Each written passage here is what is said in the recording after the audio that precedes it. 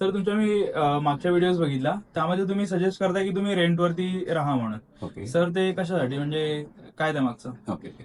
मी मी कदाचित ना काहीतरी जंबल झालेलं असेल. मी हे सांगतो की पहिल्या दिवसापासून आजच्याच घराच्या मागे धावू नका. सुरुवातीचे काही दिवस तुम्ही रेंटवर राहा. एक तुमचा कॉर्पस जमा करा आणि त्याच कॉर्पसमधून तुम्ही तुमचं स्वतःचं घर घ्या. ओके.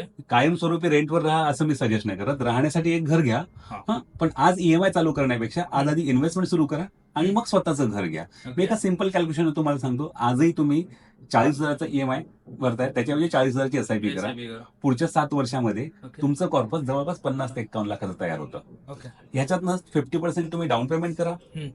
बाकीचं तुमचं कॉर्पस युटिलाइज करा. पण स्वतःच्या पैशांनी आधी घर घ्या. ओके. पूर्णच्या पूर्ण ईएमआयच्या बर्डन मध्ये अडकू नका. हेच मी नेहमी सजेस्ट करत राहतो. त्याच्यामुळे मी असं म्हणत नाही की कायम रेंटवर राहा. रेंटवरती. स्वतःचं घर घ्या, ओके. पण स्वतःच्या कॉर्पसने घ्या आणि कॉर्पस एसआयपी ने क्रिएट करा. ओके. या सिंपल स्ट्रॅटेजी असतात.